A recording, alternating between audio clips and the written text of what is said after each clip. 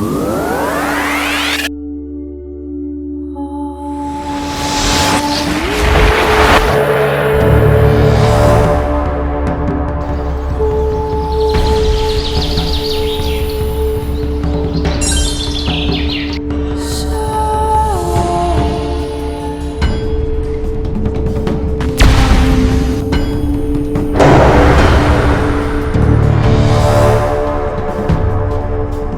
Viewers, Varaprasad virtual class రూమ్కి స్వాగతం, సుస్వాగతం. ఈ వీడియోలో పారిశ్రామిక విప్లవం పార్ట్ 2 గురించి తెలుసుకుందాం.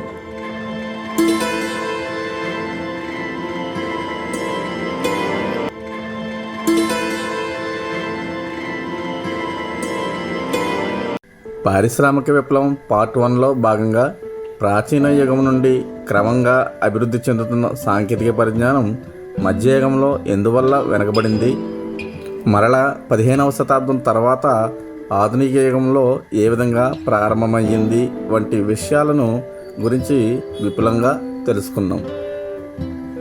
ఆ వీడియోకు సంబంధించిన వీడియో లింకును కింద డిస్క్రిప్షన్లో ఉంచుతున్నాను, అలాగే ఐకార్డ్స్లో పెడుతున్నాను. ఆ వీడియో చూసిన తర్వాత ఈ వీడియోను చూడండి. ఇప్పుడు ఈ వీడియో పార్ట్ 2లో భాగంగా ఆధునిక యుగంలో తిరిగి ప్రజలలో సాంకేతిక విజ్ఞానం పెరగడం ద్వారా వెలుగులోకి వచ్చిన నూతన ఆవిష్కరణలు, అవి పారిశ్రామిక విప్లవం రావడానికి ఏ విధంగా దోహదపడ్డాయి, మరియు పారిశ్రామిక విప్లవం ఇంగ్లాండ్లోనే ఎందుకు ప్రారంభమయ్యింది వంటి విషయాలను గురించి తెలుసుకుందాం. ఈ వీడియో కనుక నచ్చితే లైక్ చేయండి, మీ ఫ్రెండ్స్ అందరికీ షేర్ చేయండి, అలాగే ఈ ఛానల్ను సబ్స్క్రైబ్ చేయండి. వస్తూత్పత్తి రంగంలో మనుషుల స్థానంలో యంత్రాలు ప్రవేశపెట్టబడి అంతకు ముందు కంటే భారీ స్థాయిలో వస్తువుల ఉత్పత్తి జరిగింది. పరిశ్రమల ద్వారా వస్తువుల ఉత్పత్తిలో వచ్చిన ఈ రకమైన భారీ మార్పును మరియు రాబడిన సామాజిక ఆర్థిక మార్పులనే పారిశ్రామిక విప్లవంగా వ్యవహరిస్తున్నారు. ఇప్పటి వరకు జరిగిన ఈ పారిశ్రామిక ప్రగతిని చరిత్రకారులు 4 దశలుగా విభజించారు. అవి: 1. మొదటి పారిశ్రామిక విప్లవం. ఇది 1780 నుంచి 1850 వరకు కొనసాగింది. 2. రెండవ పారిశ్రామిక విప్లవం. ఇది 1850 నుండి మొదటి ప్రపంచ యుద్ధం ప్రారంభమవ్వడంతో అనగా 1914 వరకు కొనసాగింది. 3. మూడవ పారిశ్రామిక విప్లవం. 20వ శతాబ్దం మొదటి భాగంలో 2 ప్రపంచ యుద్ధాలు రావడంతో పారిశ్రామిక ప్రగతి కొంత వెనకబడిందని చెప్పాలి. రెండవ ప్రపంచ యుద్ధం ముగిశాక అనగా 1950 నుండి మూడవ పారిశ్రామిక విప్లవం ప్రారంభమైంది. ఇది 20వ శతాబ్దం ముగిసే వరకు అనగా 2000 వరకు కొనసాగింది. 4. నాలుగవ పారిశ్రామిక విప్లవం. మనం ఇప్పుడు ఈ 4వ పారిశ్రామిక విప్లవ కాలంలోనే ఉన్నాం. 2000 సంవత్సరం తర్వాత ఇది ప్రారంభమైంది. ముందుగా మొదటి పారిశ్రామిక విప్లవం 15వ శతాబ్దం తర్వాత పెరిగిన సాంకేతిక పరిజ్ఞానం సహాయంతో తయారైన యంత్రాల ద్వారా 18వ శతాబ్దం మధ్య నుండి అనగా 1750 నుండి ఇంగ్లాండ్ కేంద్రంగా పరిశ్రమలు ప్రారంభమయ్యాయి. ఆనాటికి ముఖ్యమైన పరిశ్రమలు, ఆ పరిశ్రమలకు ఉపయోగపడిన నూతన ఆవిష్కరణలు గురించి తెలుసుకుందాం. మొదటగా వస్త్ర పరిశ్రమ, టెక్స్టైల్ ఇండస్ట్రీ. ఈ వస్త్ర పరిశ్రమ అభివృద్ధి చెందడానికి ఉపయోగపడిన ఆవిష్కరణలు: 1. Spinning jenny. 2. స్పిన్నింగ్ ఫ్రేమ్ లేదా water frame. 3. Spinning mule. 4. Power loom. 5. Cotton gin. 6. Flying shuttle. ముందుగా స్పిన్నింగ్ జెన్నీ. ఈ యంత్రాన్ని 1764లో జేమ్స్ హర్గ్రీవ్స్ కనుగొన్నాడు.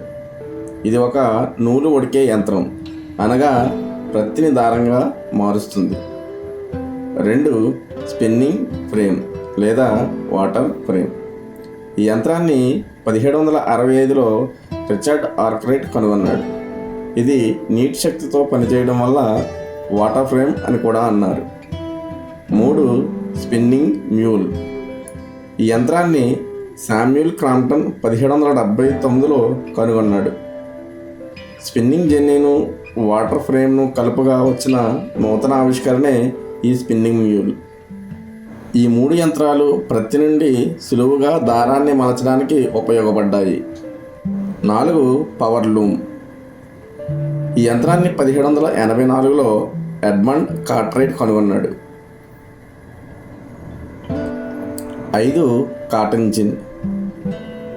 ఈ పరికరాన్ని ఎలివెట్ని 1793లో కనుగొన్నాడు. ఈ యంత్రం ముడి ప్రత్తి నుండి గింజలను సులువుగా వేరు చేయగలిగింది. 6. Flying shuttle.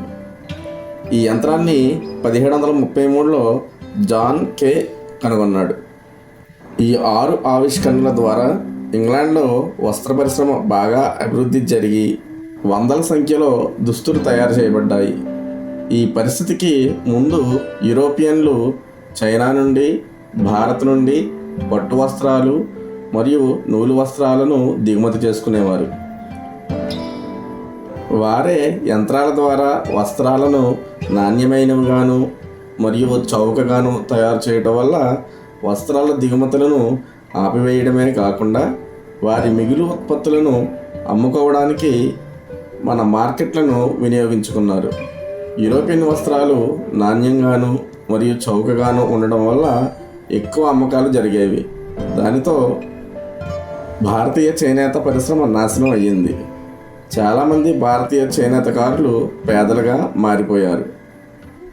అందువల్ల భారత స్వతంత్ర ఉద్యమంలో భాగంగా మహాత్మా గాంధీ స్వదేశీ ఉద్యమాన్ని చేపట్టి విదేశీ వస్తు బహిష్కరణ కార్యక్రమాన్ని నిర్వహించారు. తదుపరి ఇనుము ఉక్కు పరిశ్రమ, ఐరన్ అండ్ స్టీల్ ఇండస్ట్రీ. మొదట్లో ముడి ఇనుమును కరిగించి ఇనుమును తయారు చేయడానికి చార్కోల్ను ఉపయోగించేవారు. ఈ విధంగా తయారైన ఇనుము నాణ్యతతో ఉండేది కాదు. బొగ్గు తయారీకి చాలా కలప కావలసి వచ్చేది.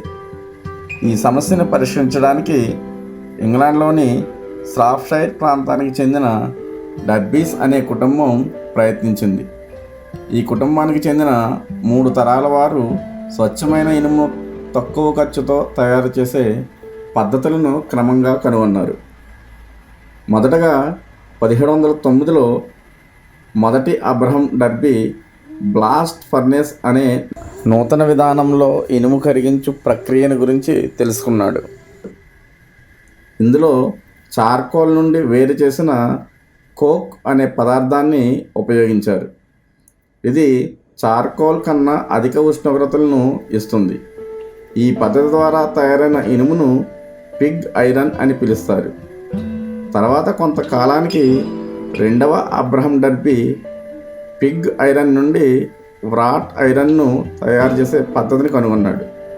పిగ్ ఐరన్తో పోలిస్తే ఇది కొంత నాణ్యమైనది.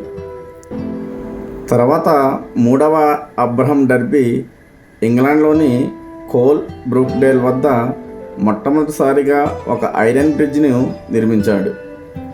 అంతేకాకుండా హెన్రీ కోర్ట్ అనే మరో వ్యక్తి 1784లో మొదట అబ్రహం డర్బీ ఆవిష్కరించిన బ్లాస్ట్ ఫర్నేస్ స్థానంలో పడ్లింగ్ ఫర్నేస్ను ఆవిష్కరించాడు.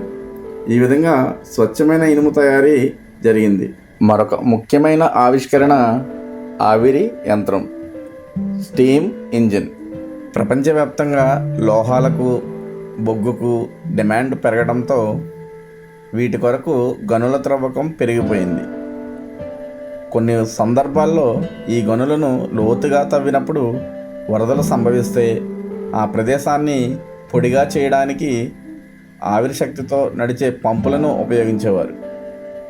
అదే ఆవిరి శక్తిని ఉపయోగించి స్కాట్లాండ్కి చెందిన జేమ్స్ వాట్ 1769లో స్టీమ్ ఇంజన్ను కనుగొన్నాడు. ఈ స్టీమ్ ఇంజన్ వస్తూత్పత్తి రంగంలో విప్లవాత్మకమైన మార్పులు తీసుకువచ్చింది. ఈ స్టీమ్ ఇంజన్ను అనేక ఇతర యంత్రాలైన రైల్వే లోకోమోటివ్లు, స్టీమ్ బోట్లు, కర్మాగారాల్లోని యంత్రాలు, గనుల్లోని పరికరాలు మొదలైన వాటికి ఉపయోగించారు. తదుపరి రవాణా రంగం, ట్రాన్స్పోర్టేషన్. ఈ ట్రాన్స్పోర్టేషన్లో ముఖ్యంగా మనం ప్రధానంగా చెప్పుకునేవి 1 రోడ్లు, 2 కాలువలు, 3 రైళ్ళు. అభివృద్ధి చెందుతున్న పరిశ్రమలకు కావలసిన ముడి పదార్థాలు మరియు పరిశ్రమలలో తయారైన వస్తువులను మార్కెట్లకు తరలించడానికి రవాణా వ్యవస్థను మెరుగుపరచవలసిన అవసరం ఏర్పడింది. ఈ క్రమంలోనే పటిష్టమైన రోడ్లను నిర్మించడం, కాలువల త్రవ్వకాలు జరిగాయి. ముందుగా రోడ్లు. 19వ శతాబ్దపు ప్రారంభంలో స్కాట్లాండ్కు చెందిన సివిల్ ఇంజనీర్ జాన్ మెక్ ఆడమ్ తారు రోడ్డు వేసే విధానాన్ని ఆవిష్కరించాడు. దీనితో దుమ్ము, ధూళి తక్కువగా ఉండే రోడ్లు వాడుకలోకి వచ్చి రోడ్డు రవాణా ప్రయాణికులకు సులభంగా మారింది. అలాగే 18వ శతాబ్దపు ద్వితీయార్థంలో బొగ్గు గనుల నుండి బొగ్గును పట్టణాలలో ఉన్న పరిశ్రమలకు చేరవేయడానికి కాలువలను నిర్మించి కాలువల ద్వారా రవాణా ప్రారంభించారు. ఈ విధానం వల్ల తక్కువ ఖర్చుతో అధిక మొత్తంలో బొగ్గు రవాణా జరిగింది. జేమ్స్ బ్రిండ్లీ అను ఒక ఇంగ్లీష్ ఇంజనీర్ 1761లో మొట్టమొదటి కాలువను నిర్మించాడు. అదే ఇంగ్లాండ్లో ఉన్న వార్స్లీ కెనాల్. 1830 నాటికి ఇంగ్లాండ్ అంతటా వేలాది కిలోమీటర్ల కాలువలను నిర్మించారు. అదేవిధంగా 19వ శతాబ్దపు ప్రారంభంలో జేమ్స్ వాట్ ఆవిష్కరించిన స్టీమ్ ఇంజన్ను ఉపయోగించి పరిశ్రమల ముడి పదార్థాలను, తయారైన వస్తువులను మరింత తక్కువ ఖర్చుతో రవాణా చేయడానికి రైళ్లు ప్రారంభమయ్యాయి. బ్రిటిష్ మైనింగ్ ఇంజనీర్ మరియు పెట్టుబడిదారు అయిన రిచర్డ్ ట్రెవిథిక్ మొదటిసారిగా 1802లో స్టీమ్ పవర్డ్ లోకోమోటివ్ ఇంజన్ను తయారు చేశాడు. అలాగే 1812లో మాథ్యూ ముర్రే నిర్మించిన స్టీమ్ లోకోమోటివ్ను మొదటిసారిగా కమర్షియల్గా ఉపయోగించడం జరిగింది. అయితే జార్జ్ స్టీఫెన్సన్ 1814లో నిర్మించిన లోకోమోటివ్ను మానవులు రవాణా కొరకు ఉపయోగించారు. అందువల్ల ఈయనను ఫాదర్ ఆఫ్ ద రైల్వేస్ అని పిలుస్తారు. మొదటిసారిగా 1825లో స్టాక్టన్ నుండి డార్లింగ్టన్ నగరాల మధ్య 9 మైళ్ళ దూరం మొదటి రైల్వే లైను నిర్మించారు.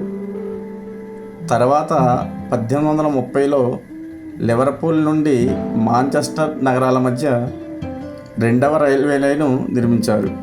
ఈ విధంగా మొదటి పారిశ్రామిక విప్లవ కాలంలో ఆర్థిక అభివృద్ధిలో ముఖ్య పరిశ్రమలైన వస్త్ర పరిశ్రమ, ఇనుము ఉక్కు పరిశ్రమ మరియు రవాణా రంగాలలో ప్రాథమికంగా జరిగిన మార్పులను మనం గమనిస్తాము. దీనితో ఈ విషయం పూర్తయింది. తదుపరి వీడియోలో పారిశ్రామిక విప్లవం ఇంగ్లాండ్లోనే ఎందుకు ప్రారంభమైంది అనే విషయంతో పాటు పారిశ్రామిక విప్లవం యొక్క మిగిలిన దశలను గురించి కూడా తెలుసుకుందాం. ఈ వీడియో కనుక నచ్చితే లైక్ చేసి మీ ఫ్రెండ్స్ అందరికీ షేర్ చేయండి. నేను చేసే వీడియోలు మీకు నోటిఫికేషన్ రావడానికి ఈ ఛానల్ను సబ్స్క్రైబ్ చేయండి. Thank you for watching.